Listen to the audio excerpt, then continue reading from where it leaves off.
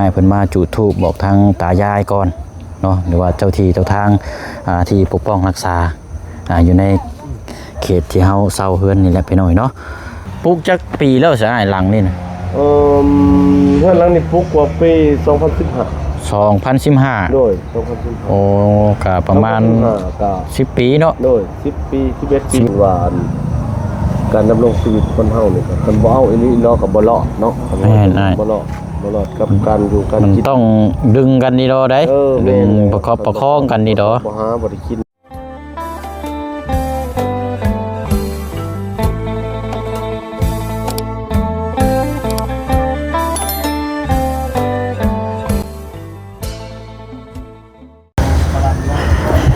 น้องพี่น้องเนาะมาต่อกันหลังจากคลิปที่แล้วก็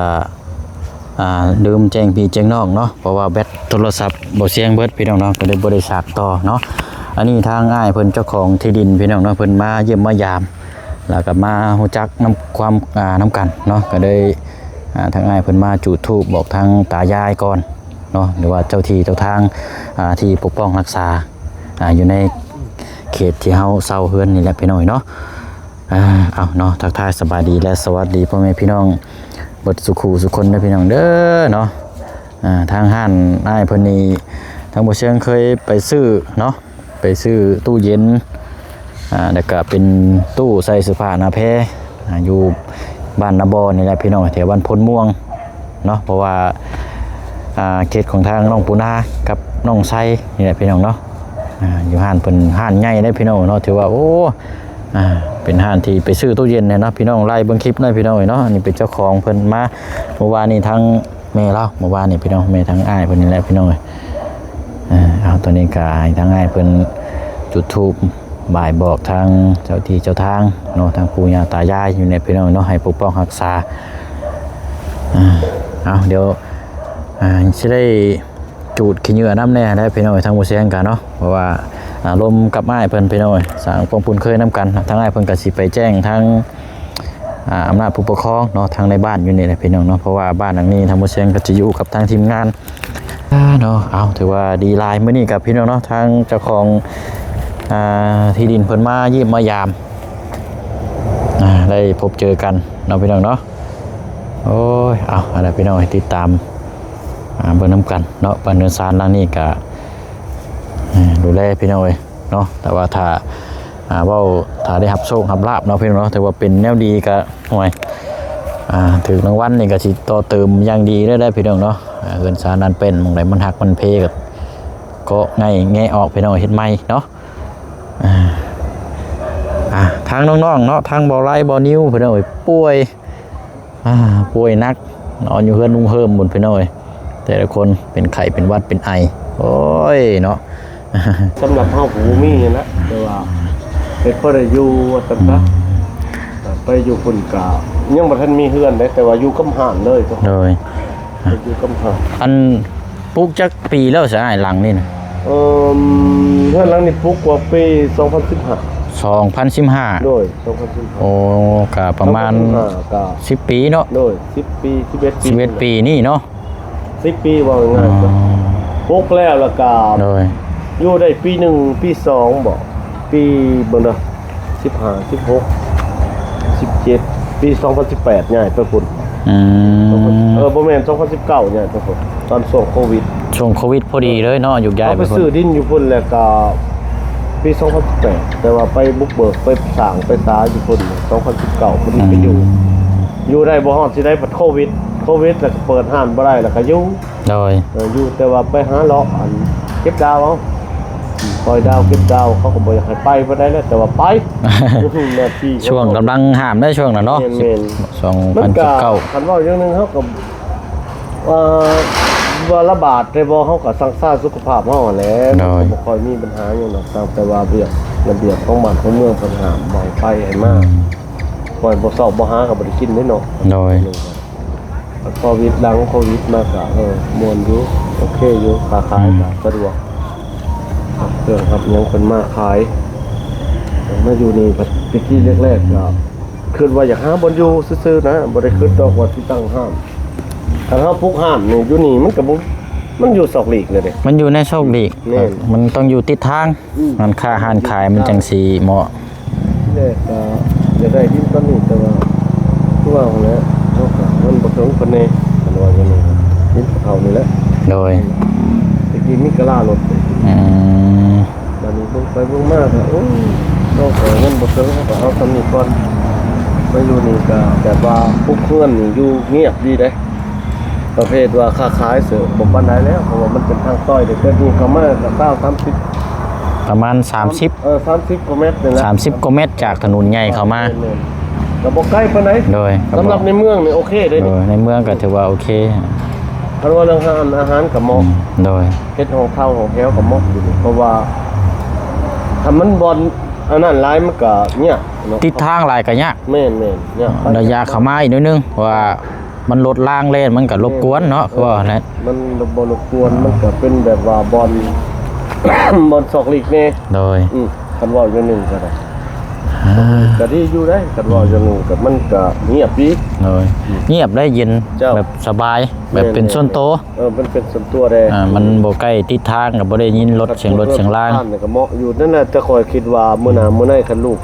เต้าเราก็ใหญ่แล้วจะมาอยู่พี่เด้อยู่พี่ม่วนเด้ ม่วน ม่วนคือความหมายว่ามันบ่แบบอยู่แบบเขาเอิ้นว่าแบบมันอยู่นี่ก็ซำในเมืองได โดย บ่ค่อยได้สูงสิงกันได มัน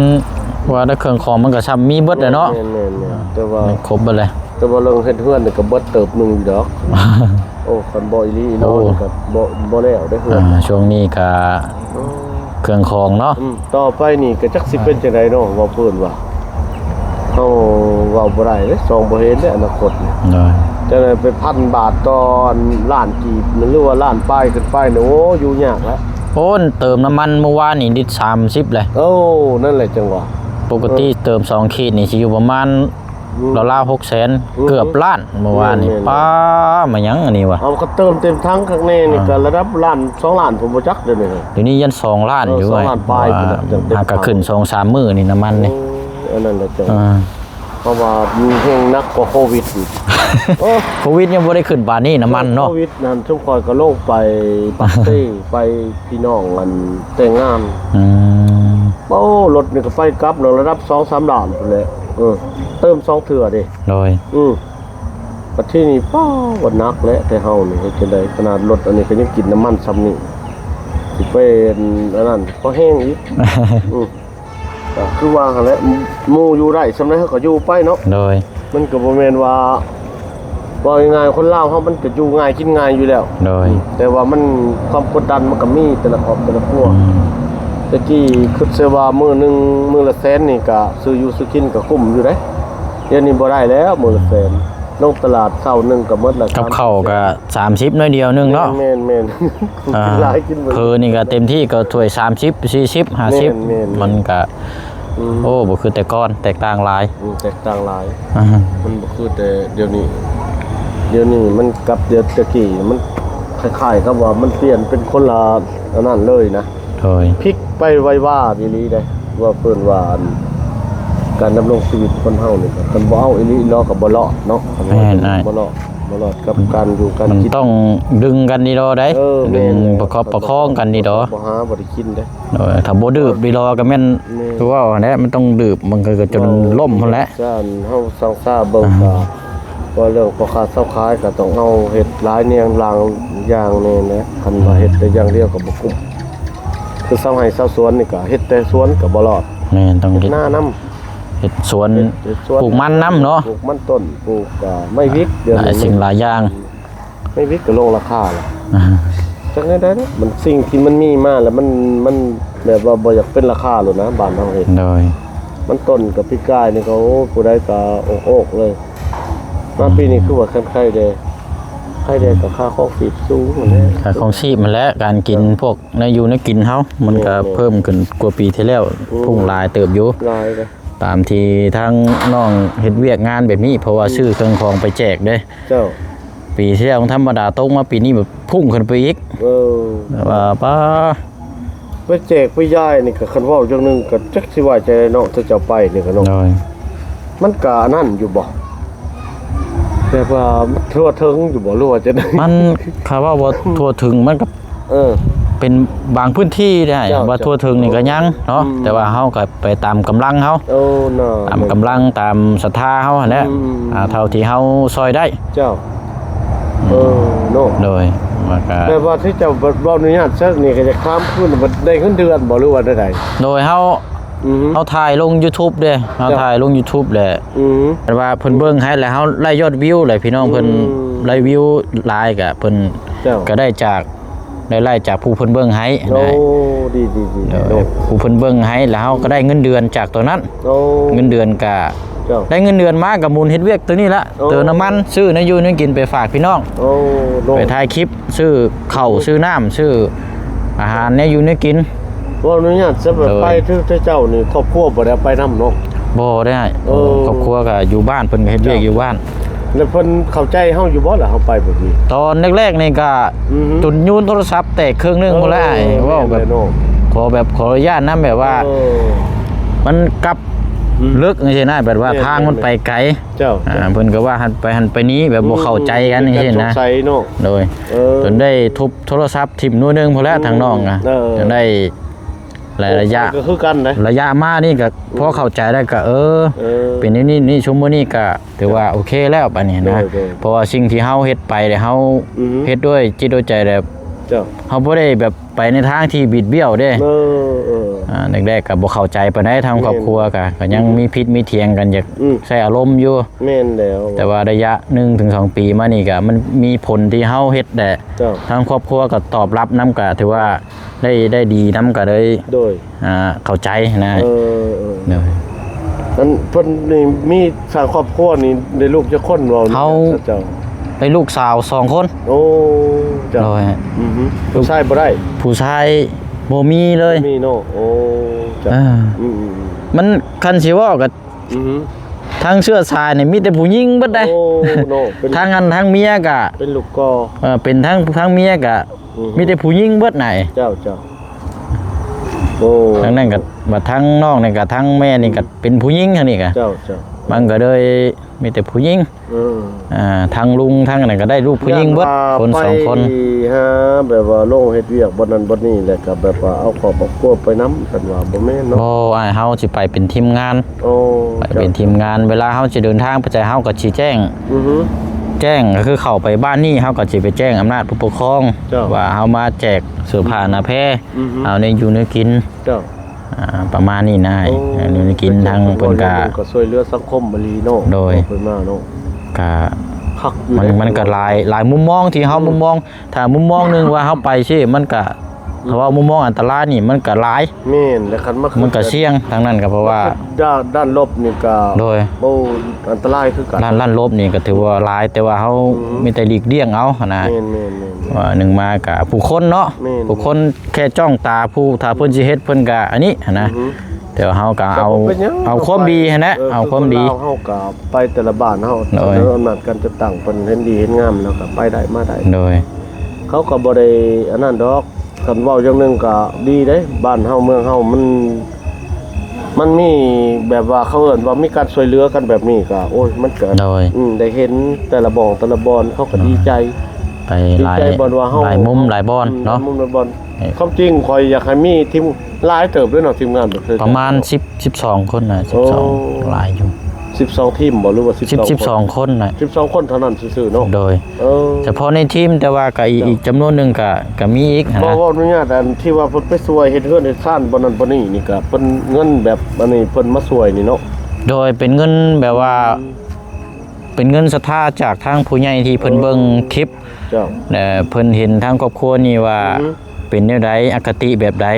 ม มันขึ้นอยู่กับผู้ที่เพิ่นสิช่วยเบิดหั่นน่ะ โอ้ คล้ายๆว่า โดย เฮาบ่สามารถตัดสินใจได้ว่า อือฮึ ต้องช่วย เจ้า เพื่อนนั่นนี่มันขึ้นอยู่กับเพิ่นเบิดเลย อืม เฮาทางน้องบ่สามารถมี ว่า แต่ อนุญาตซะแบบว่าการที่ช่วยเหลือนี่ตามเฮาคิดเห็นแต่ว่าช่วยได้ก็ดี แต่ว่าความหมายว่าผู้ที่เขาทุกข์เขายากกะลีหั่นนะบางทีมันก็ในบ้านในซองมันก็มีเนาะผู้ โดย เกินน่ะนะมันคือเขาว่าเขากัดแรกแก้ขัดหมอแต่ว่าการช่วยเหลือก็คือเว้าแล้วเนาะบางทีมันก็สิให้ทั่วถึงมันก็บ่ทั่วแล้ว โดยมันก็ อืม โอ้มันก็พอสิเข้าตัวถึงมันก็คือว่าแน่นอนมัน เจ้า บางคนครับพอคิดอย่างหนึงก็ผู้ที่สัมผัสได้ก็ได้เนาะ อันนี้ อืม คือเป็นครอบครัวนี่ เจ้า สัมภาษณ์นี่คือครอบครัวนี่ อืม หนักสุดเลยนี่ อืม เพื่อนตนสิล่มเลย อืม แต่ว่าถ่ายคลิปนี่แบบ อืม ก็บ่ได้มีไผซอยได้ โดย มันขึ้นอยู่กับครอบครัวเรา แล้วก็ขึ้นอยู่กับบุญวาสนาเขาเจ้าอีก อืม มันขึ้นอยู่มุมมองว่าผู้ใหญ่ว่าเพิ่นสิซอยแบบใดนะทางเฮาทางน้องถ้ามีแต่นำเสนอว่า เจ้า แล้วนั่นนี่ก็ขึ้นอยู่กับผู้เพิ่นสิเบิ่งผู้ชมเฮาบ่สามารถตัดสินใจได้นะแต่ว่าเพิ่นว่าเอาซอย อือฮึ สร้างเฮือนหรือว่าซื้อได้อยู่ได้กินสวยเดียวเมืองต้นเล็กๆน้อยๆก็ จ้ะ เอาฝากมาก็ซื้อก็ถ่ายคลิปให้เพิ่นเบิ่งนำนะแต่ว่าเฮาเฮ็ดมี ดีแล้ว หลักฐานเบิด สมต้ยังว่า เลย ถือว่าแต่ละบ้านนี่ได้ไปเบิดบ่หรือว่าได้เลย ก็ ขออนุญาตแซ่แบบว่าที่เจ้าลงมานี่แล้วแต่เฮาอยากไปบ่หรือว่าทางผู้ใหญ่เพิ่นให้ไปบ่นั้นบ่นี้ ก็เฮาขึ้นอยู่กับเฮาน้ำใหม่ เจ้า บางเทื่อเฮาก็อยากไปบายหลายหม่องละบ่อนไป อืม ไปหูไปตาแน่ เจ้า ให้พี่ให้น้องเบิ่งน้ำกันหลายมุม อืไปบ่อนบ่มีไฟฟ้าก็มีบ่ มีอ้าย มีเคยไปเนาะ โดย แต่ว่ารถล่างไปฮอดเนาะ แต่ว่ารถล่างก็เข้าได้แต่ว่าก็คือว่านั่นมันก็หนักอยู่ ยันว่าแบบว่าบ่ย่างก็ย่างบ่ โดยหมองย่างจอดไว้ก็ย่างข้ามห้วย โอ้ พายเรือไป โอ้ นะข้ามเซ่ข้ามหยังไป อือฮึ ประมาณนี้แหละ โอ้สิได้เห็นหลายบ่อนเนาะที่เจ้าเนาะ โดย แต่ว่าแบบว่าคือความหมายว่า FC บอกผู้ติดตามหั่นนะความหมายเขาเอิ้น โดยผู้ FC ที่เพิ่น FC เขาก็ เพิ่นมักเบิ่ง เห็นนำเนาะ เพิ่นติดตามแล้วเพิ่นสิเห็นเบิดทุกมุมทุกบอน เป็นถ่ายแบบวิดีโอเอาบ่ โดยถ่ายวิดีโอแล้วเฮาสิ มาลง ลง YouTube เนาะ ลง YouTube ใหม่ เออคือคอยแบบนี้แบบเฮาสัมภาษณ์กันแบบนี้ก็ได้ โดยเอาสดๆแบบนี้เลยได้ๆนี่ก็ ไล่สดเลยบ่นี่ แบบบ่แม่นสดแต่ว่าน้องถ่ายคลิปแล้วก็สิอัปโหลดลงอีกทีนึง โอ้ นะแล้วก็ จ้ะ โดยก็สิ อันนั้นเล็กจังวะ โดย การที่เขาเว้าไปเนี่ยมันก็บ่แม่นว่าเนี่ยถูกเบิดได้บางทีก็แนวบ่ถูกก็มีเนาะ ก็เฮาเว้าผิดก็เฮาก็ โดย ขออนุญาตขอโทษขออภัย โจ้า แล้วว่าเฮา มีอยู่บนเจะคองเฮือนเว้าหลายคือข่อยนี่ ก็ดีได้มีส่วนเว้า เนาะโดยเอาขอบใจเด้อครับก่อน โดยกลับแล้วบัดนี้เนาะยุงกะลายครับ ยุ่งกะลา อ้าย เมื่อแล้ว โดย โดยเอาขอบใจ โดยอ้าย มาหาในบ้านเพิ่นอีกบ้าน โดยอ้าย หาเวลาก่อน โดย ทำแล้วนี่ คำมืดได้เนาะ ทำมืดแบบไปขึ้นลูก โดยอ่ะ ลูกชายก็คิดว่านี่คิดว่าน้องเพิ่น โดย อืมคิดว่าน้องแล้วคำแล้วกลับก่อนโดย โดยอ้ายเดินทางปลอดภัยเจ้า โดยเบิ่งบอกทราบ โดยอ้ายโดย ฟังนี่ เอาอันนี้ก็โอ้ยพี่น้อยเนาะเป็นมาเยี่ยมมายานพูดคุยน้ำกัน จนค่ำจนมืดเนาะพี่น้อยเอาอะไรพี่น้องเนาะก็ดีพี่น้องเนาะเพราะว่าเฮามาเซาอยู่แหละทางง่ายเพิ่นก็ยังบ่ทันได้มาดินน้ำจักเทื่อพี่น้องมื้อนี้เพิ่นนายเพิ่นมางานดองก็ได้แวะมาเยี่ยมมายามอยู่นี่พี่น้องเนาะได้เข้ามาเบิ่งนี่ เบิ่งที่ดินที่ทางพูดคุยน้ำกันหมองพักหมองเศร้าโอ้ยเอาเนี่ยพี่น้อยเดี๋ยวไปเสียงจูดขี้เหงื่อตัวนี้ก่อนพี่น้องมาสิจูดตอนนั้นนะพอดีอ้ายเพิ่นมาพี่น้อยเนาะคือของนี่แต่กระจังอันนี้มันใหม่เนี่ยจังน้อยพี่น้อยเนาะ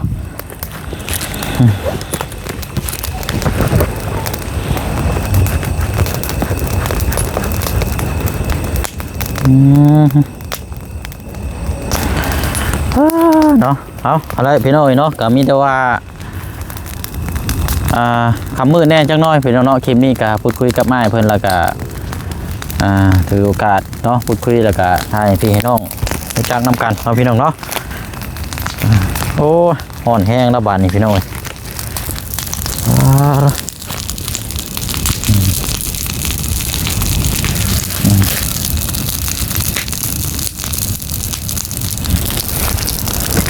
แต่ว่ามืดประจักษ์นี่พี่น้อยเนาะเอากะทางง่ายเพิ่นกะให้ดูแลอะไรพี่น้องเนาะของปลูกของทางเนาะดูแลกินได้พี่น้อยเนาะเอารักษาบริวัติเอาเนาะง่ายเพิ่นก็ดีใจทางเฮาก็ดีใจเนาะต่างคนต่างดีใจเพราะว่ากะเฮามาอยู่นี่เฮาก็มีที่ส้นที่เซาเนาะพี่น้องเนาะแล้วก็ทางเจ้าของที่ให้เช่านี่เพิ่นก็ให้ความสนใจนะพี่น้องเนาะก็ ดีพี่น้อยเนาะดีใจน้ำโอ้ทางบุเชียงกะยินดีน้ำดีใจหลายพี่น้อยอะไรเนาะเดี๋ยวจูนี่จะเด็กจะหน่อยก็สิหาอาบน้ำอาบในแล้วบัดนี้พี่น้องหากินข้าวกินน้ำเนาะพี่น้องเนาะก็สิได้ขอตัวลำลาพ่อแม่พี่น้องไปอีกคือเก่าคือเดิมเด้อพี่น้องเด้อเนาะเพิ่มเติมจังใดก็เดี๋ยวจังว่าจังคุยน้ำกันเนาะพี่น้องเนาะเอาเนาะลาพี่ละน้องไปก่อนเด้อพี่น้องเด้อเนาะขอบมุกขอบใจขอบคุญขอบคุณพี่น้อง FC เฮาเบิดสุขุสุคนเนาะอยู่ดีมีแห้งลำรวยพลไม้โรคภัยไข้เจ็บเนาะพี่น้องเนาะเบิดสุขุสุคนเนาะคลิปนี้ก็ถ้าว่าผิดพลาดประการใดเนาะทางบุเชียงเนาะก็ต้องกราบขอโทษขออภัยหลายๆเด้อพี่น้องเด้อเนาะได้พี่น้องเนาะพี่น้องไปก่อนบ๊ายบายพี่น้องเนาะสบายดีเด้อพี่น้องเด้อเอาได้พี่น้อง